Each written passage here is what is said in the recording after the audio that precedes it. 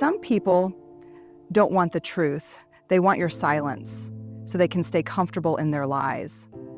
And sometimes the bravest thing you can do is to not tell them. Let me take you back to a moment I wish I could forget. I was sitting across from someone I loved, someone I trusted deeply. This wasn't just a friend or an acquaintance. This was someone who had watched me cry and laugh, someone who had held space for my struggles. At least I thought they had. They always said, "You can be real with me. I want the truth. Don't sugarcoat it." And so one day when I was unraveling inside, I believed them. I didn't dress my truth up. I didn't edit it. I didn't script it for likability. I let it out, voice shaking, hands cold, heart wide open. I told them something I'd carried for months, a quiet pain that had been eating away at me. I told them that I often felt invisible in the relationship, that their silence sometimes screamed louder than words, and that I needed more safety, more tenderness. Not perfection, just presence. At first, they went quiet. Then they said, "I had no idea.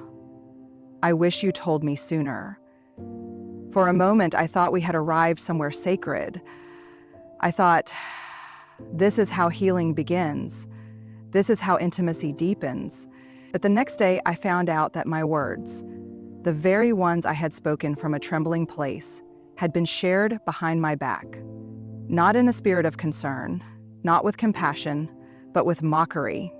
They told someone else I was too much, said I was dramatic, said I always make things about me.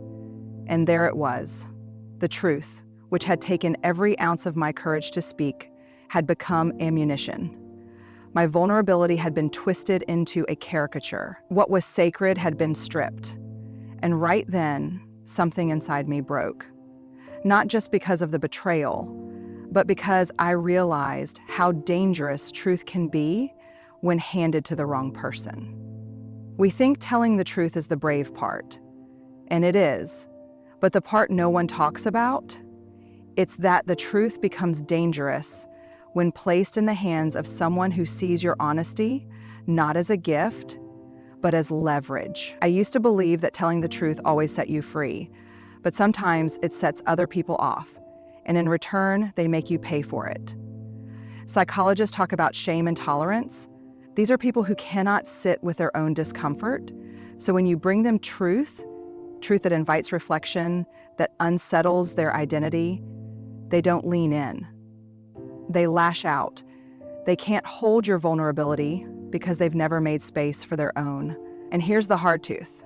Some people only like the version of you that keeps them comfortable. The moment your truth disrupts their peace, they label you as difficult, dramatic, or disloyal. But you're not too much. You're not wrong for feeling deeply. You're not broken for needing to be heard without being punished. Never hand your truth to someone who hasn't learned how to honor their own. Because if they haven't done that inner work, your truth won't feel like connection. It'll feel like confrontation. And you'll end up bleeding in places you thought were safe. Choose wisely. Speak truthfully, but never, ever give your sacred voice to someone who's only waiting to silence it. There was someone in my life who had this way of filling every room they entered. They were magnetic, funny, confident, loud in the way that made people lean in. At first, I was drawn to them. Who wouldn't be? They had presence, certainty, charm. But over time, that charm started to feel suffocating. I began to notice that conversations always circled back to them, that they didn't really listen, only waited to speak. That whenever someone else shared something vulnerable, it was brushed aside with a joke or a story of how they'd had it worse or done it better. Still, I stayed. I told myself, they've just been through a lot. I made excuses. I shrunk a little more each time, trying not to disturb their peace. Until one day, I couldn't. I had reached my edge, emotionally threadbare, and I said something real. Something small, but honest. I told them how I sometimes felt invisible around them, how I felt like there wasn't room for both of us to be whole in the same space. I said it quietly, carefully, like I was holding a piece of glass between us. They didn't take a breath. They didn't ask questions. They didn't lean in with care. Instead, they leaned back and said, "Wow, so I guess I'm just a terrible person now." The script flipped instantly, and suddenly, I was the problem. I was ungrateful. I was sensitive. I was overreacting. And I remember standing there, still holding my truth, still bleeding from the courage it took to speak it, feeling the shame rise in my throat. I questioned myself, was I too harsh? Should I have stayed quiet? Maybe I made it bigger than it was. But no, I hadn't. I had simply handed truth to someone who couldn't bear to see a version of themselves that didn't match their curated self-image. This is the hallmark of narcissistic behavior. And I don't mean narcissist as an insult or buzzword. I mean the psychological pattern, people whose sense of self-worth is so fragile that even gentle honesty feels like an attack. They don't want the truth, they want applause. They don't want connection, they want control. When you tell the truth to someone like that, especially a truth that challenges the fantasy they've built about themselves, you become a threat. You're not being brave in their eyes, you're being disloyal, ungrateful, even cruel. Psychologically, it's called narcissistic injury. When even the smallest feedback triggers disproportionate rage, defensiveness, or withdrawal, because it touches an unhealed wound too deep to face. So what do? They gaslight. They rewrite the story to protect their ego. They isolate you subtly or directly until you start questioning your own reality. And this is the real danger. You begin to shrink the truth before you even speak it. You rehearse what to say to avoid their reaction. You stop being honest, not because you're afraid of lying, but because you're afraid of losing them. But here's what I've learned, hard and painfully. If the only version of you someone can love is the one that never challenges them, they don't love you. They love their reflection in your silence. Telling the truth to a narcissistic mind is like setting fire to a house made of mirrors. It's never about the fire, it's about the image it destroys. And so we must be careful, not silent, but careful, because you can scream the truth at someone who refuses to see it, and they'll still call you crazy. You can whisper your truth in love, and they'll say you attack them. And it's not your job to convince them otherwise. It's your job to protect the sacred ground of your voice, to honor your truth without offering it up as a sacrifice. Never tell the truth to someone who only values your silence more than your soul. Because the truth isn't supposed to destroy you. It's supposed to set you free, but only in the hands of those who know what to do with it. I remember a family dinner that looked perfect on the outside, like something out of a magazine spread. The table was set just right. The food was warm, people smiled, toasted, passed dishes around. There was laughter, a glow, a strange choreographed joy. But underneath it all, I felt like I couldn't breathe. Because sitting around that table were people who hadn't spoken the truth to each other in years. People who had been hurt badly, but kept pretending nothing had happened. People who had buried grief under politeness, betrayal under banter, and trauma under tradition. I watched as someone cracked a joke, and everyone laughed too quickly. I watched as someone mentioned a family member's name that had become almost taboo, and the energy shifted, like a chill rolled through the room. And I remember thinking, is this what love looks like when it's addicted to denial? At one point, I tried to name it. I said something small but real. I mentioned how hard it's been to feel close when so much is left unspoken. I didn't point fingers. I didn't raise my voice. I just opened the window just a little for honesty to enter. And I'll never forget what happened next. Someone changed the subject. Another person poured themselves more wine, and someone else smiled too widely and said, "Let's not ruin the night." That was the moment I realized some people would rather protect the image of connection than actually do the work of connection. Because the truth, it's messy, it's uncomfortable, it asks us to grieve, to confront, to admit, and for people who have built their entire emotional structure on everything is fine, that's just too much. Psychologists talk about denial as a defense mechanism. It protects us from what we feel we're not ready to face, and in small doses, it can even help us survive. But when denial becomes chronic, when it becomes the air the relationship breathes, then truth becomes the enemy. In systems like that, families, friendships, even workplaces, the person who dares to name what's real is often treated like the problem, not the one who caused the pain, not the silence, not the abuse, but the one who breaks the code of pretending. And when you speak, you don't get thanked. You get labeled. Too intense, too emotional, too sensitive. But the truth is, you're not too anything. You're just unwilling to keep playing a part in someone else's script of denial. And it hurts. God, it hurts. Because we want to believe that telling the truth will bring people closer.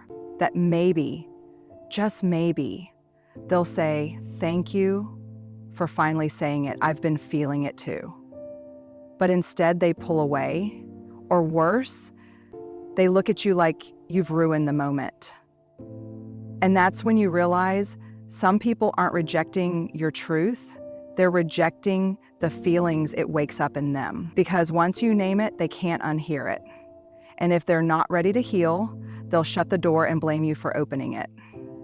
Never tell the truth to people who are committed to pretending, not because you owe them silence, but because your voice is too sacred to waste in rooms where no one is listening. You don't have to attend every gathering that asks you to hide who you are. You don't have to sit at tables that require your silence in exchange for belonging.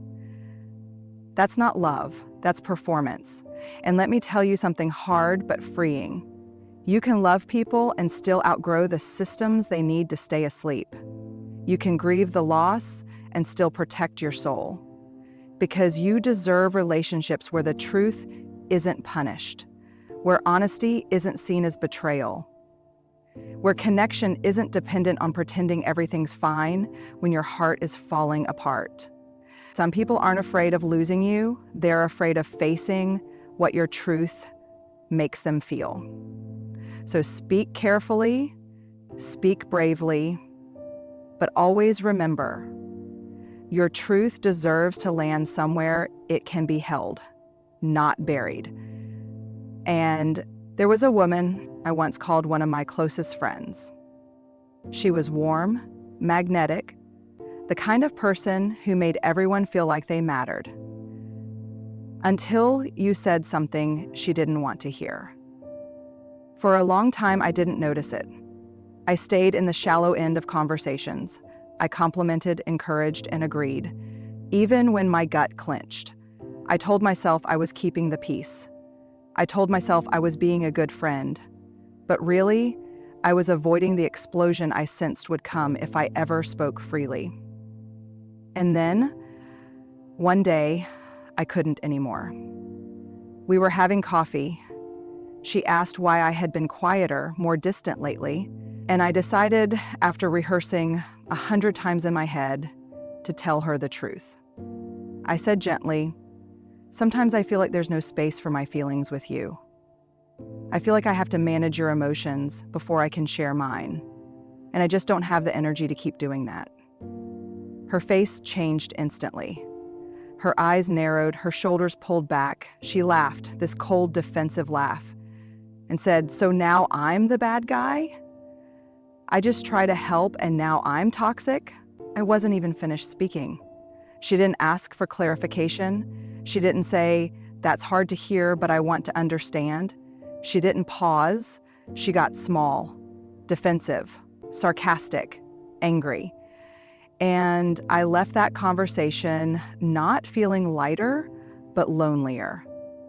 That's when I began to understand something I wish I'd known years earlier. Some people cannot hold truth because their ego is too fragile to carry the weight of accountability. So I saw this concept that I'd been, several years ago presented to me, not because they're evil, not because they're heartless, but because they've never built the muscles to sit with discomfort, especially the kind that challenges their identity. Psychologically, this is called ego fragility.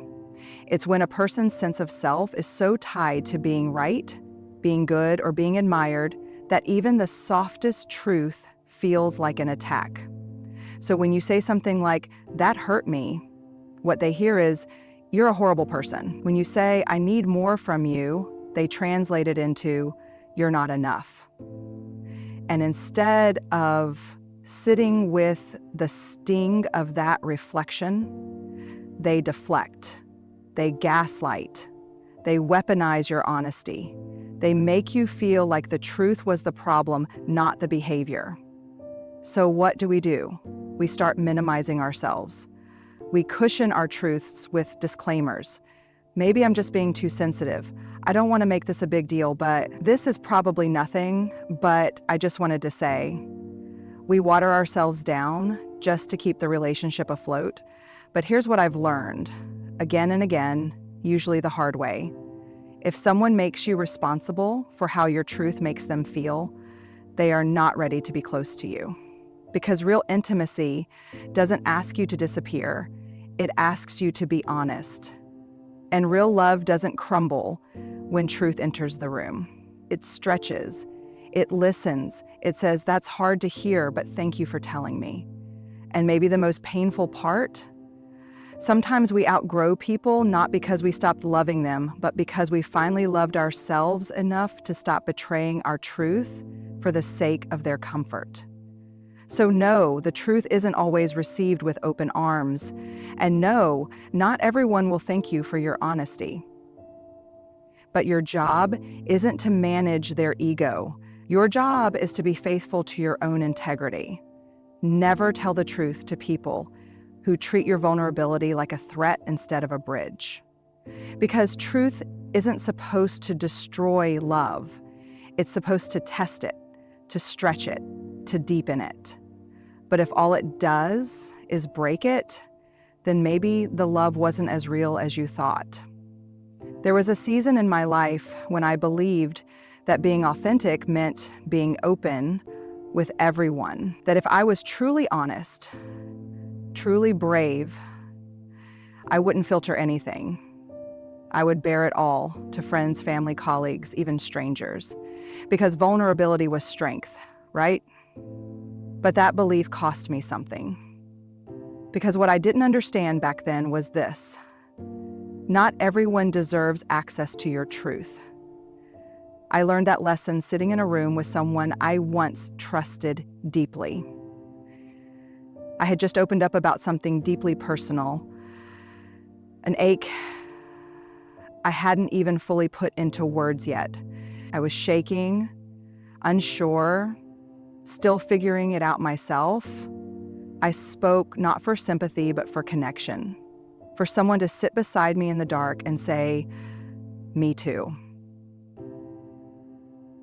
Instead, they looked at me with that expression, part judgment, part discomfort. And then they said, "Wow, I didn't know you were that kind of person."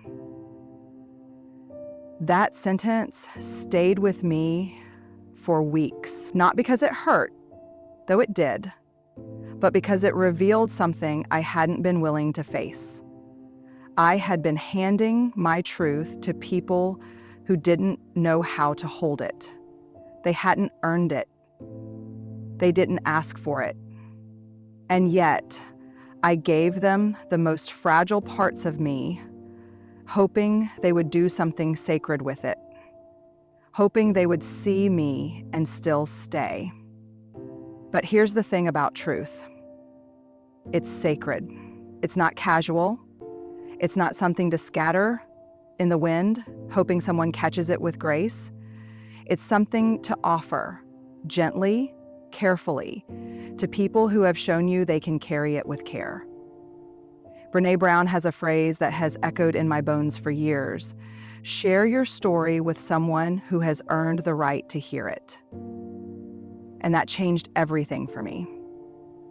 Because vulnerability isn't oversharing. Vulnerability is intentional, it's wise, it's rooted in discernment, not desperation.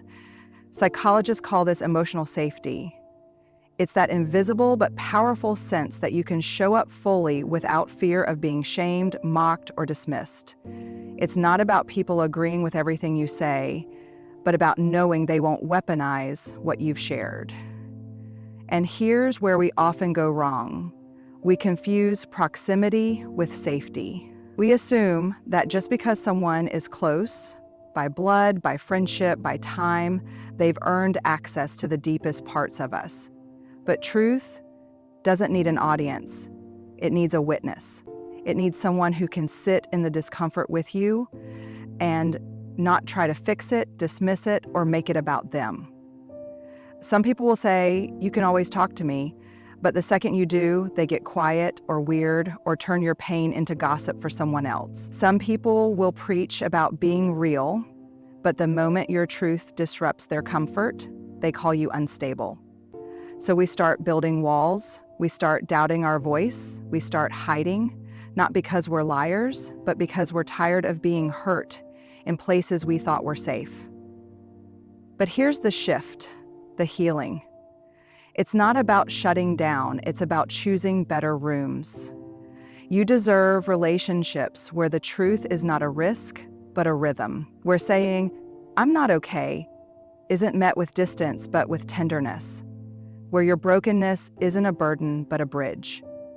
Your truth is a treasure, not a test. It belongs in the hands of those who treat it like something sacred. And I want you to hear this loud and clear. You are not obligated to explain yourself to people who haven't earned your trust.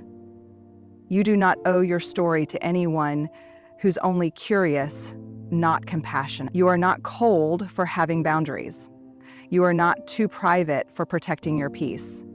In fact, that's the most radical kind of love you can offer yourself. So speak. Speak bravely. But speak where it can be held, not where it'll be twisted. Speak in rooms that echo back truth, not manipulation. Speak to people who have shown you, not just told you, that they can stay soft when your world gets hard. Because the truth doesn't just need a voice, it needs a home. And you deserve a life built around the kind of love that doesn't punish honesty, but makes space for it. Always. Your truth is powerful, but power needs protection. Don't stop speaking, but start discerning. Tell the truth, but only to those who will hold it with honor, not throw it like a weapon. Because the world needs your voice, not your silence in rooms that never deserved you.